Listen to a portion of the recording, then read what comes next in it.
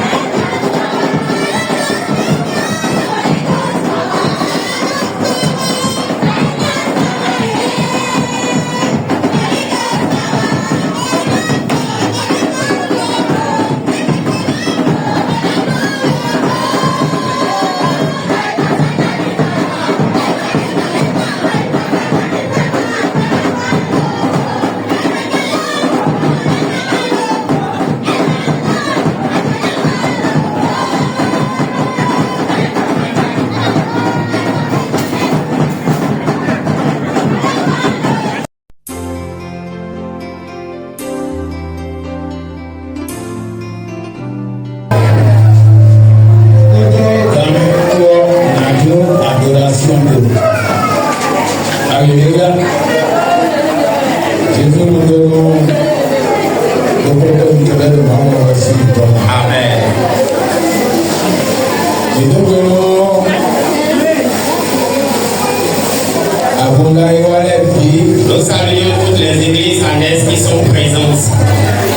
Donc, ceci au nom de Jésus-Christ. Et nous venons à Bondaï de Kouroukoto. Nous saluons également les devanciers des églises en Est qui ont tout fait pour que leur fidèle vienne aussi.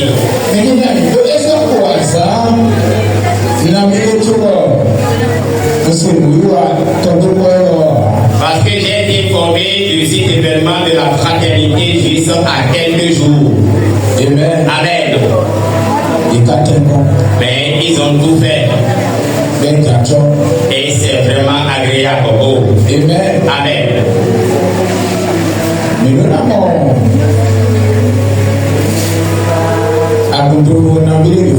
Nous devons voir différentes églises en Est ici.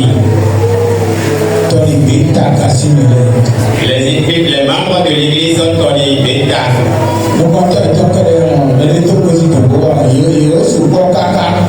Je vois seulement leur dénoncier. C'est parce qu'il y a parmi eux des gens qui sont présents. Amen. Amen. Même si personne ne vient de la part, n'allons pas trop les condamner. Mais l'année à venir, nous serons tous présents. L'église de Toria Baben. Y a-t-il quelqu'un qui vient de là-bas? Alléluia. Amen. Et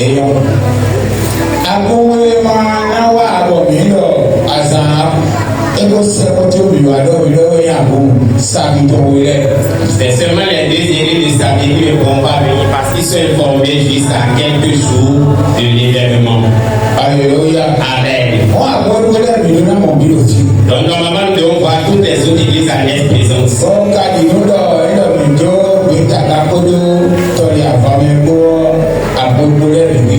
Et j'ai la ferme assurance que si nous laissons Tori et Bitaga, nous avons les autres églises présentes ici. C'est un moment de réjouissance. Amen. Amen. Et si Christ ne revenait pas, l'événement de 2027 sera encore plus agréable.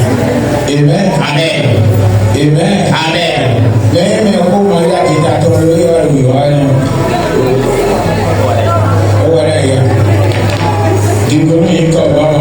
Alléluia.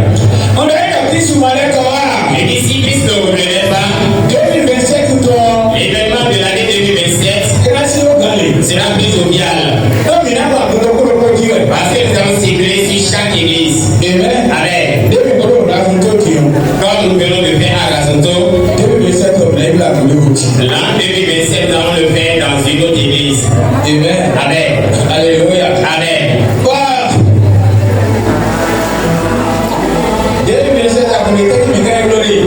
Et le choix sera porté sur quelle église l'an 2027.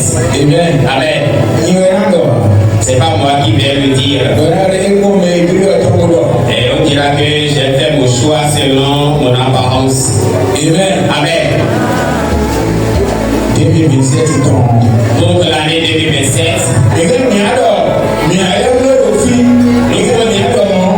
nous pouvons dire que nous avons également le faire ici. Puisque c'est le commencement. Ce qu'on vient à peine de commencer n'est pas parfait au début. Amen.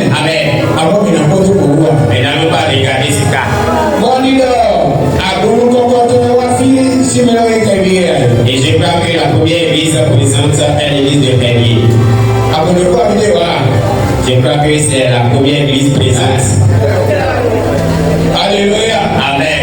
Je Je veux vous ovationner l'éternel Dieu.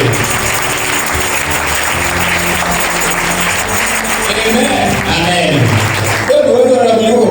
Le motif pour lequel j'ai demandé d'ovationner, ils n'ont pas quitté juste et dit tout près. Amen. Avant d'aller à eux, tu dois prendre 3 mois de déplacement. Le premier pour aller à Kévin. Le deuxième pour aller à Yalapé. Et le troisième pour aller à la vraie destination, là où les sorciers se rassemblent. Alléluia. Amen. Ne dis pas que tu vas vers eux et arriver à Kévin, tu dis que tu es déjà à la destination. Tu vas faire également la double distance une fois après avoir quitté ici pour aller à Kévin. Et ils sont les tout premiers à venir. Normalement, autrefois c'était Akobato qui venait. Et maintenant, Akobato a régressé. Et ils ont commencé par régresser ici. Est-ce que Akobato a commencé par régresser ici? C'est au temps de l'évangéliste. Ok. Praise the Lord. Alléluia. Praise the Lord. Alléluia. Nous venons de Christ. Quand je suis en Christ. Et quels sont les motifs? Pourquoi, mais quel est le motif de cette réjouissance? Et j'avais déjà dit hier que la fête de Pentecôte à venir,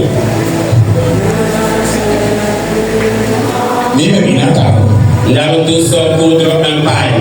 Amen. Amen.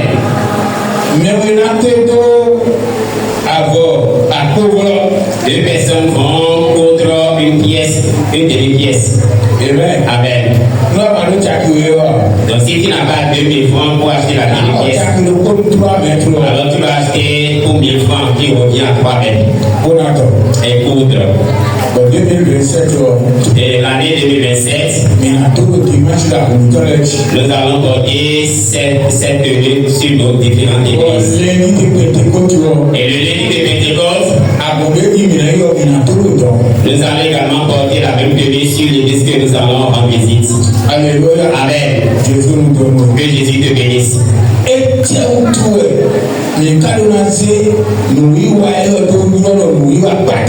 Pourquoi devons-nous capitaliser cet événement? Parce que c'est la fête du commencement de la vie d'un être humain. C'est la fête de semence de sa propre vie. Alléluia. Amen. Je dis pourquoi devons-nous capitaliser cette fête? Parce que c'est la fête du commencement de la vie d'un être humain.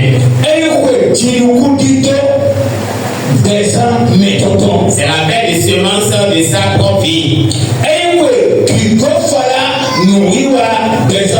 C'est la fête de la plénitude des activités de sa vie. Alléluia. Amen.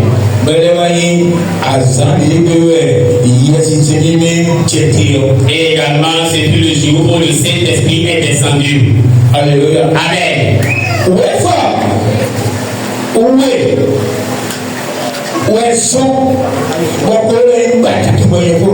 C'est à cause de deux passages que cette fête est indispensable pour moi, nous devons la célébrer. Amen. Amen. Il a dit pour les enfants d'Israël, pour le peuple de Jacob, vous que j'avais sauvé depuis que vous êtes nés. Pour que j'avais porté depuis que vous êtes nés. Écoutez-moi.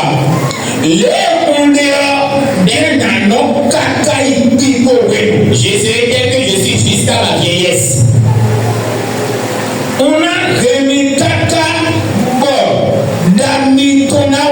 Je vous porterai jusqu'à ce que vos cheveux ne blanchissent. C'est moi qui vous ai fait. Et c'est moi qui vais également vous porter. C'est vrai. Je veillerai sur vous. Vous sauver. Amen. Alléluia. Amen.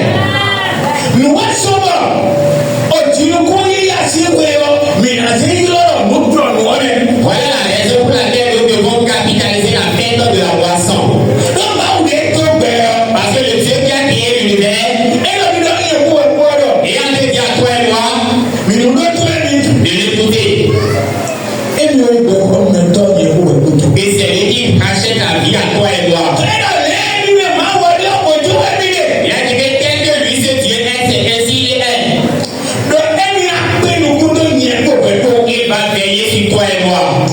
Alléluia. Amen.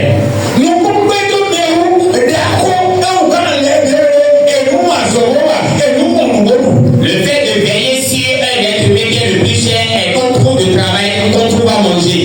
Amen. Amen. Alléluia. Amen. Ta vie, ton existence est comme la terre. Et tout ce que tu vas y semer doit pousser. La terre également est comme la terre. Et tout ce que tu allons y semer doit pousser. Et si toi et moi savons que c'est Dieu qui permet que les semences poussent, que c'est Dieu qui bénit les activités, ce que tu as aujourd'hui, c'est pas la grâce de Dieu que tu l'es. Alors tu vas trouver d'importance à cette fête et la célébrer. Avec de grande grâce à l'éternel Dieu. Amen. Il a dit à Noé.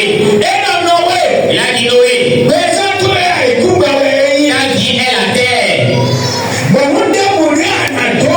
Et tout ce que tu vas semer, à n'importe quelle saison, ça doit porter fruit. Il a dit. Alléluia. Amen. Nous, Noé. À Noé. Noé m'a dit 6 ans. Dans le livre de Genèse, chapitre 8, Merci à Fokoto de Kolokoué. à partir du verset 1 au verset 22. À Fokolokoué, non, mais il y a pas de nous. Maintenant, lis seulement le verset 22. Genèse du verset 22. Tant que la terre subsistera, les semailles et la moisson, le froid et la chaleur, l'été et l'hiver, le jour et la nuit ne cesseront pas. Amen. Genèse 8, verset 22. No aikukando tejama jinukwe enandoko ena ya konanti. Abiba kondo yozo konanti. Alukondo jiwon konanti. Azankondo keze konanti. Amen. Amen. Amen. Il est en train de dire à Noé. Noé. Est-ce que tu as fait cela? Et tu reconnais les pieds que tu as fait? Ton foyer, ta famille. Qui sait que c'est moi qui t'ai racheté la vie? Et tu as fait cela? Tant que la terre subsistera, est-ce que la terre meurt? Non. Donc on parle ainsi de Noé. On fait allusion à la vie de Noé. On fait allusion à la vie de Noé depuis sa naissance jusqu'à sa vieillesse. Amen. L'exemple que nous avons dit hier que les pères de famille vont en grâce. Les mères de famille également. Et les enfants de cette maison. Amen. Parce que Noé reconnaît la grande gratitude que Dieu a fait. Et il a rendu grâce à Dieu. Et Dieu lui a dit, tant que tu vivras, on va agir en vain. Amen. Amen. Ce propos vient à toi et moi.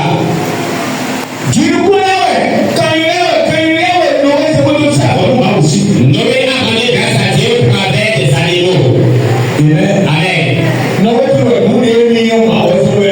Noé savait que ce qui est, c'est pas la grâce de Dieu. Ce qu'est son frère, sa famille, c'est pas la grâce de Dieu. Il a fait tant de moissons. Ça, c'est la bénédiction pour toi et moi. Alléluia. Amen. Alléluia. Amen. Et il a fait à venir. Nous allons plus honorer Dieu. Nous allons plus glorifier Dieu. Afin de lui être reconnaissant pour ce qu'il a fait. Et ces choses qui se trouvent dans cette option pour Dieu dans notre vie. Amen. Frère et sœurs en Christ, qu'est-ce que tu es? Qu'est-ce que tu es? Qu'est-ce que je suis? Alléluia. Amen. C'est toi qui sommes le thème de Dieu. C'est toi qui sommes le thème de Dieu. Alléluia. Amen. Et alors, le thème de Dieu. Alléluia. Amen. L'Esprit de Dieu doit nous habiter. L'Esprit Saint de Dieu doit nous habiter. Alléluia. Amen. Si le Saint-Esprit de Dieu ne nous habite pas, alors il ne peut être le thème de Dieu. Et qui ne connaît pas le thème de Dieu, alors ça il est déjà fermé. Il est vivant. Et demeure un cadavre qui est vivant et qui vivra et qui mourra. Alléluia. Mais il est vivant en Christ, mais il est déjà mort. Parce qu'il n'est pas le temple de Dieu. Alléluia. Le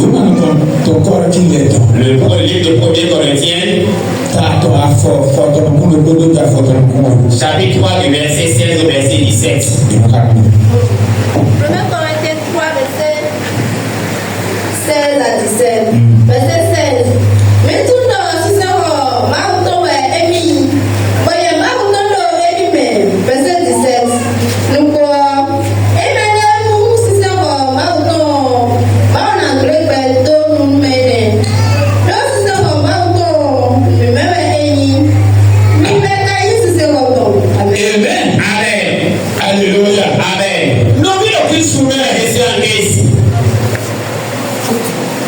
Nous nous allons tout faire sous ce siècle. Et manquer ou rater le paradis? Non. Alléluia. Amen. Alléluia. Amen.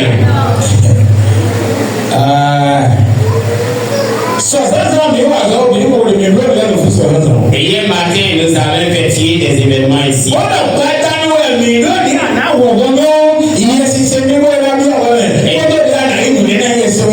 Et nous avons programmé l'ouverture de la porte et la réception du Saint-Esprit pour le soir. Est-ce que tout le monde était présent? Est-ce que tous ceux qui étaient venus le matin sont présents le soir?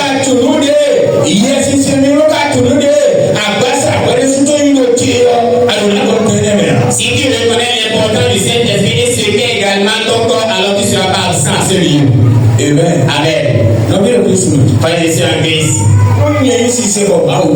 si moi je suis le thème de Dieu, si toi mais tu l'es, si chacun de nous est le thème de Dieu, alors on verra 13 différentes choses en nous. Amen. 13 différentes choses. Alléluia. Amen. Si tu es le thème de Dieu, l'Esprit de Dieu va t'habiter. Ézéchiel 36, verset 27. Si tu es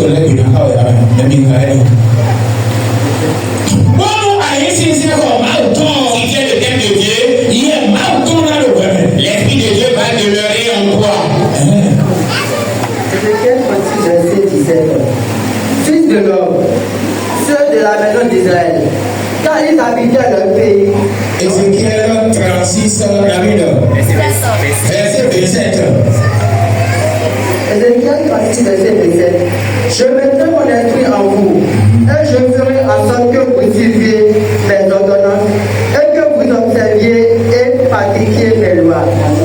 Ézéchiel 36, verset 27.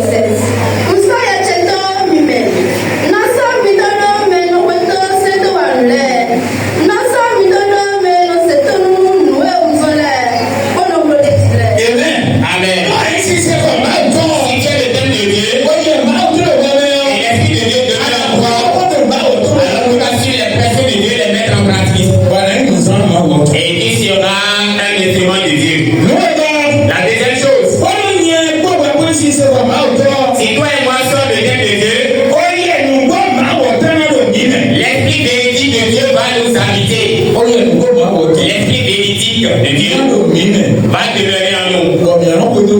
Et nous allons suivre la vérité. Amen. Jean 14, verset 17. La troisième chose. Si je suis le thème de Dieu, si tu es le thème de Dieu,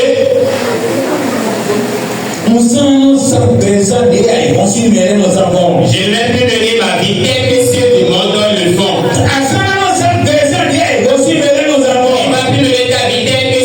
comme le font. Alléluia. Amen. Non, les gars. La quatrième chose. Bon, à utiliser comme autant. Si tu es le thème de Dieu, Besoin tout. ta vie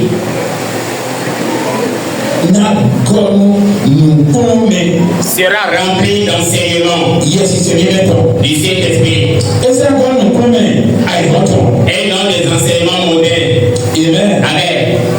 1 Jean 2, verset 27. Alléluia. Amen. Nous attendons. La cinquième chose. Bon, si c'est comme autant. Si je suis le thème de Dieu, Eh, oui, si c'est comme le autant. thème de Dieu, Aïe, on s'en fait alléluia. alors le monde ne va plus te montrer, te guider. Aïe, on s'en fait alléluia. Le monde ne doit plus te guider. Yes, si c'est mieux, on a créé la ligne. C'est plutôt le Saint-Esprit qui va guider toi et Yes, si toi. c'est mieux, on a créé la ligne. C'est le Saint-Esprit qui va me guider. Alléluia. Amen. Galates chapitre 5, verset 16 à 19. Galates 5, verset 7 à 19. Moi, je veux. La sixième chose. Comment il y a quoi, si c'est comme autant. Si toi et moi sommes le thème de Dieu, À base, il y a ton corps, toi, il va tirer quoi. alors mon corps et mon esprit, Sans le moins, il va t'en le tirer. mon corps et mon cœur ne seront plus sur les choses du monde. Amen. Amen. Amen. Amen. Nous, il y a ici, c'est comme autant. Si je suis le thème de Dieu, À base, il y a ton. mon corps à moi, Toi, il va tirer quoi. avec mon cœur, C'est le plus gros de toi, il va t'en le tirer. seront plus sur les choses du monde. Nous, ici, c'est comme autant. Si tu es le thème de Dieu, À base, il y a ton corps, il va tirer quoi. alors ton corps et ton cœur, Et ça, moi, il va. Amen. on ne verra plus les choses du monde du nom.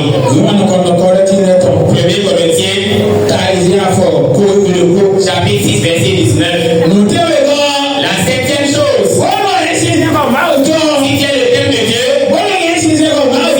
je suis le thème de Dieu, Moi, ici, c'est comme autant. si tu es le thème de Dieu, À ça, c'est vous. Soit à base à trouver.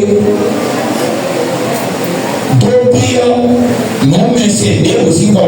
tu vas plus prendre ton corps pour entrer dans le thème de quelconque divinité. À ça, c'est un homme de malo.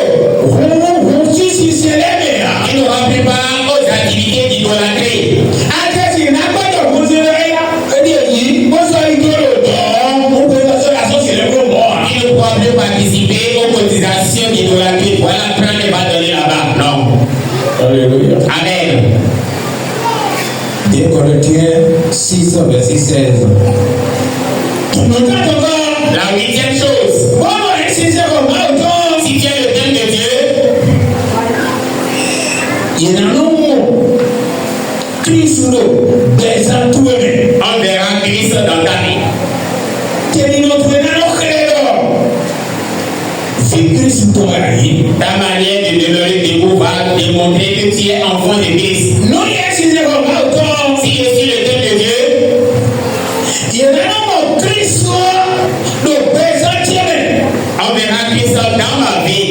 Quel est notre créateur? Où il est Christ suivi. Et ma manière de demeurer debout va démontrer que je suis enfant de Christ. Nous, alliés, si c'est comme autant. Si tu es le thème de Dieu, Alléluia. Amen. Il y a un homme Christ le présentier. On verra Christ dans ta vie. Tout le monde est dans le bas au milieu. Ta manière de rester debout va parler tout dit que tu es On enfant de est Dieu. sur la table à Foko.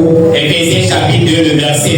Nous tenons. La neuvième chose. On a essayé comme autant. Si tu es le thème de Dieu, Il y a un homme de associé si un Christ ton âme. on te verra comme un rocher solide de Christ. Associé si un Christ ton âme. On te verra comme un rocher solide de Christ. En tout temps. Alléluia. Amen. Alléluia. Amen. Toujours Éphésiens chapitre 2, le verset 21. La dixième chose. Si tu es le thème de Dieu, Il y a un homme Christ le corps. Christ va demeurer ensemble avec toi. Il y a un homme Christ On verra l'intimité de Christ en toi en tout temps. Si je suis le thème de Dieu, on verra l'intimité de Christ avec moi en tout temps. Si tu es le thème de Dieu, Christ soit tout le temps. On verra l'intimité de Christ en toi en tout temps. Éphésiens 2, verset 22.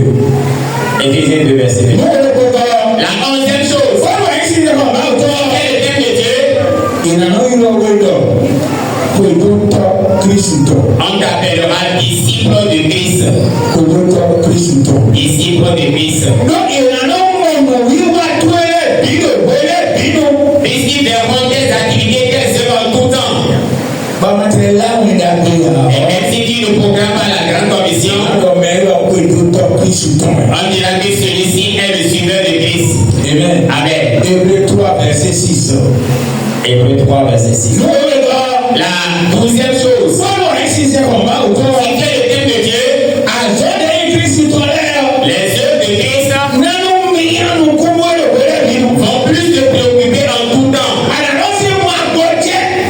Do aso Christ tolère. Tu vas mettre de l'empressement dans les œuvres de Christ. Wa ala ko blo lo ana agoje. Et si tu ne fais pas, tu ne seras pas à l'aise. Ala ko wa lo ana Si tu ne agoje. fais pas tes œuvres, tu ne seras pas à l'aise. Amen. Amen. Wa Paul wa do le. Et Paul a dit Ti no enu ni. que je suis déjà perdu. Wa ni fo mo ma la o le be ya. Il ne se lève pas pour pouvoir annoncer la bonne nouvelle. Alléluia. Amen. Nous ici c'est comme ça au donc. Puisqu'il est le thème de Dieu. Amen. Amen. Nous n'avons rien. La 12e chose. Hein? 12e. 1 Pierre 2 verset 5. Nous attendons. La 13e chose. Voilà, ici c'est comme ça au donc. Si tu es le thème de Dieu, Il en a mon oui. Il en a mon. Après ça, Christ ou ton, si vous voulez, il en a mon oui. Après ça, Christ ou ton, coton. on te verra lors de la cérémonie de la Sainte Seine. Plus alors, Alléluia. ma ou vilain. Pour les enfants de Dieu, Coton plus ou ton pour l'air. les disciples de Christ, Moi ici, c'est encore plus ou ton. si tu es le thème de Christ, Nous go. effectivement, Nous go. effectivement, Voilà, pas un peu belle, et tu ne trompes pas ton corps, nous voyons, après ça, Christ ou ton aussi nous vivons. ce qui concerne l'événement de la Sainte Seine, Il en a mon oui, qu'on connaît bien. on te verra présent en tout temps. Amen. Amen. Mais si tu es le temple de toi-même, alors toutes ces 13 choses vont te constituer de fardeau. Amen. Amen. Il va toujours trouver des arguments pour expliquer ces choses. Parce que c'est le monde qui te conduit ici.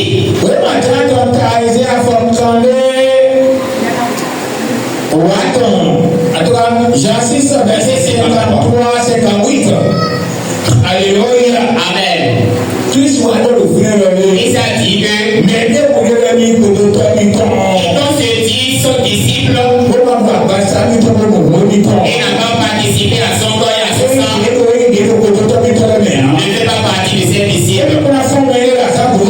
Et il ne sera pas révélé au dernier jour. Alors qu'est-ce que c'est que le corps, qu'est-ce que c'est que le sang? C'est la parole de Dieu. C'est la parole de Dieu. Alors comment est-ce que tu manges la parole? Tu dois manger la parole le matin, à midi, le soir. Alléluia. Amen. Alléluia. Amen. Et tu viendras à son exemple et prendre le corps et boire le sang au nom de Christ.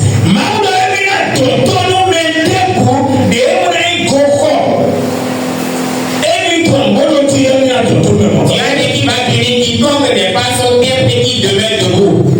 Alléluia. Amen. Vous pouvez me dire, il m'a autant. Toi qui es enfant de Dieu, et qui n'est pas le temple de Christ. Alléluia. Amen. Alléluia. Amen. Il y a des qui va te punir. Mais quand c'est qu'à verser l'air, même maintenant qu'à verser au moment, On va lire à peine 2 versets. Ésaïe 13, verset 11. Ésaïe 13, verset 11. Ésaïe 6, verset 21. Ésaïe 6, verset 21. Ésaïe 59, verset 18. Ésaïe 59, verset 18. Alléluia. Amen. Mika.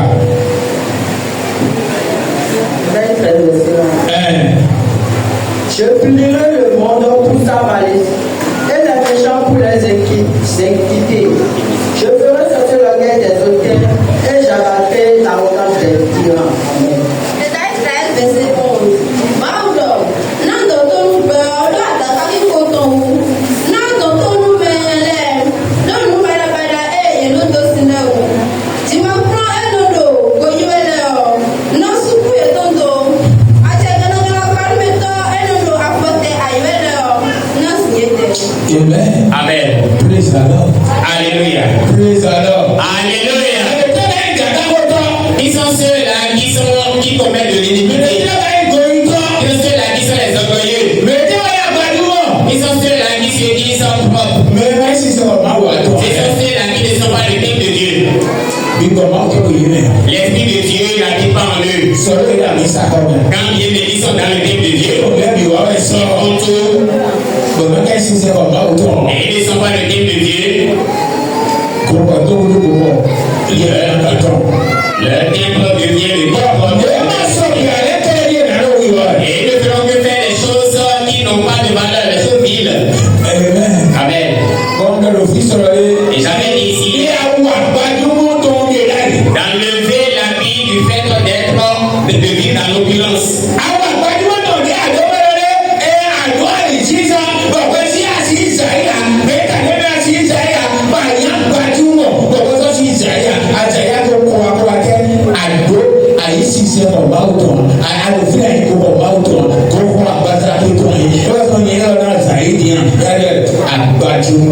J'avais dit à ceux-là qui se croient opulents, qui vivent ou bien qui portent la tenue d'opulence, d'enlever leur tenue d'opulence parce qu'ils se disent opulents, raison pour laquelle ils ne veulent pas balayer le début.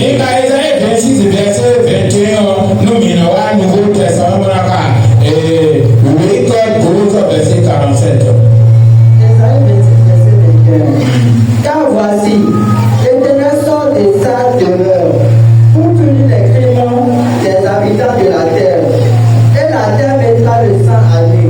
Elle ne couvrira plus les meurtres. Amen. Esaïe 26, verset 21. Baba mama, Dieu le dit aussi, notre ton Yahweh. Et le ton numéro, à vous continuer. Le rien est évalué. À vous pendant tout quand et dans tout quand est loué. À vous pendant Dieu, mais loué. Osez vous la donner dans ton mêlé. Amen. Mais qui va te regarder sur la terre? Ce sont ceux-là qui ne sont pas le tête de Dieu. C'est ceux, le bon retour de vie, c'est ceux-là qui seront encore sur la terre. Alléluia. Amen. Récolte 12h47.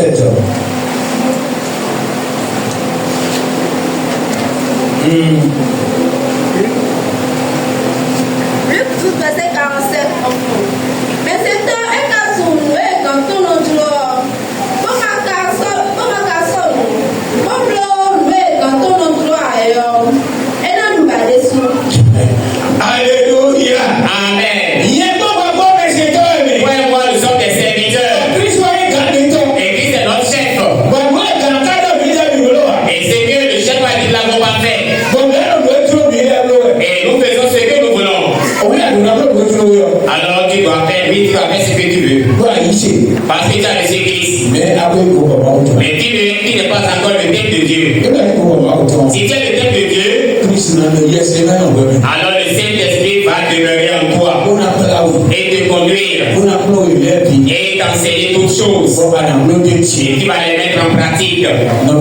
Frère de Saint-Christ, nous allons arrêter à cette phase-là. Alléluia. Amen. Alléluia. Amen. La fête de moisson. Qui est la fête du commencement de la vie de l'être humain. La fête de semence sur la terre des amis. Et les cultivateurs et les éleveurs rendent grâce à Dieu.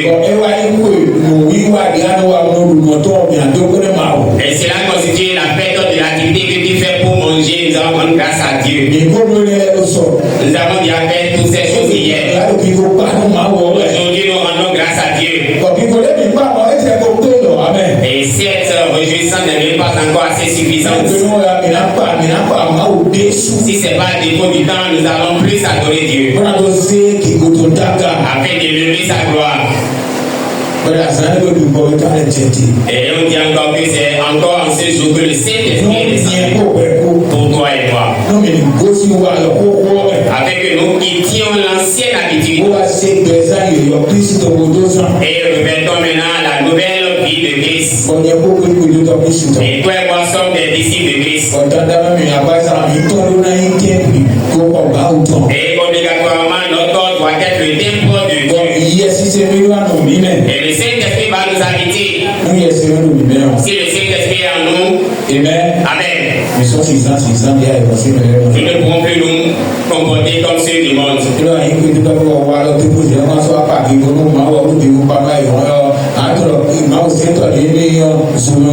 Si tu es suivant de Christ et tes comportements étaient exacts, n'adore plus, ne glorifie plus Dieu, mais plutôt le monde, alors il faut savoir que ta vie est destinée à l'enfer.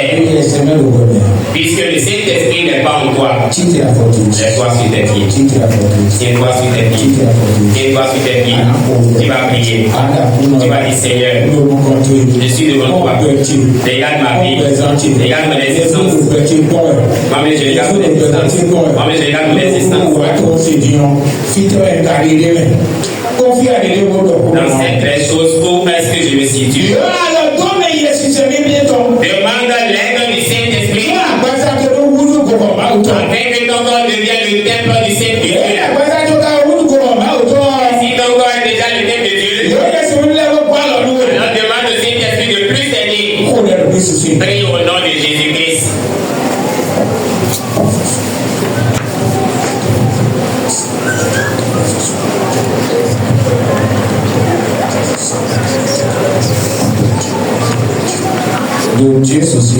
Amen. Amen. Amen.